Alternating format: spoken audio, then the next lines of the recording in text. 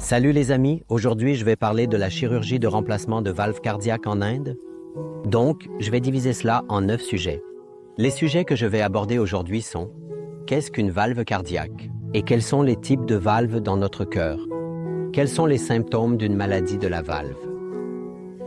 Quelles sont les conditions qui nécessitent une réparation ou un remplacement de valve cardiaque? Quelles investigations ou tests diagnostiques sont nécessaires pour confirmer une valve cardiaque malade? Quelles sont les valves utilisées dans une chirurgie de remplacement de valve cardiaque? Quels sont les types de valves? À quoi ressemble la récupération après une chirurgie de remplacement de valve cardiaque? Quelles caractéristiques? Cherchez dans un bon hôpital et un chirurgien pour choisir pour votre chirurgie de remplacement de valve cardiaque. Quel est le coût de la chirurgie de remplacement de valve cardiaque en Inde? Et pourquoi choisir l'Inde pour cette chirurgie? Qu'est-ce qu'une valve cardiaque? Une valve cardiaque est un tissu fibromusculaire qui est responsable du bon flux sanguin dans les 4 cavités du cœur. Les 4 valves du cœur humain sont la valve aortique, la valve mitrale, la valve tricuspide et la valve pulmonaire. L'apparition de maladies sur l'une de ces valves cardiaques est une indication qu'une chirurgie de remplacement de valve cardiaque doit être effectuée. Quels sont les symptômes courants d'une valve cardiaque malade? Il s'agit essentiellement d'essoufflement et de dyspnée, de palpitations constantes dans la poitrine, d'inconfort et de malaise dans la poitrine, de fatigue intense, d'une perte d'appétit, de palpitations continues, d'une prise de poids soudaine et de jambes enflées. Ce qu'on appelle aussi l'œdème des chevilles et des pieds. Ce sont généralement les symptômes courants d'une valve malade et ils se produisent parce que le sang n'est pas capable de circuler correctement du bas du corps vers le haut du corps. Quelles sont les conditions médicales qui sont diagnostiquées comme une valve malade et nécessitent une réparation ou un remplacement de valve cardiaque? Ce sont essentiellement 5 conditions. La première est une condition de valve congénitale qui est présente depuis la naissance et qui est diagnostiquée beaucoup plus tard, à l'adolescence ou à l'âge adulte. La deuxième est une maladie de la valve aortique bicuspide, dans laquelle il n'y a que 2 cuspides, dont la valve aortique et la 3e cuspide ne s'est pas formée. Cela entraîne un flux sanguin inapproprié.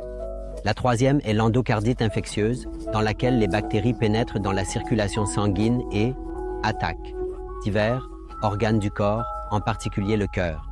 Ainsi, des trous se forment dans la valve cardiaque et des cicatrices apparaissent sur la valve cardiaque, ce qui entraîne une perte de la fonction de la valve cardiaque. La 4e est la fièvre rhumatismale, dans laquelle un enfant qui a eu un rhume ou une infection de la toux à un jeune âge n'est pas diagnostiqué, n'est pas traité, et cette infection pénètre un peu plus profondément dans le cœur et commence à attaquer la valve cardiaque, provoquant ainsi des cicatrices et une dysfonction de la valve cardiaque.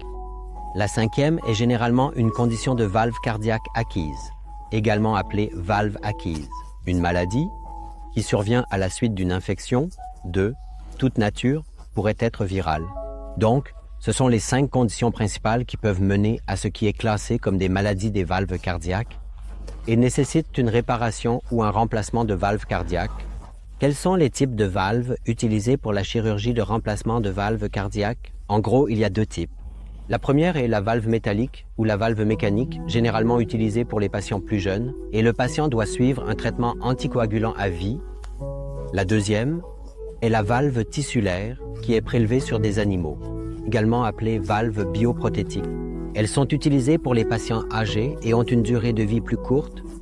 Le troisième s'appelle l'homogreffe, qui est une greffe très peu courante et est prélevée sur des cadavres pour être implantée chez des femmes enceintes. En raison de sa non-disponibilité et de son approvisionnement limité, elles ne sont pas très souvent utilisées, donc les premières sont les 2 valves couramment utilisées.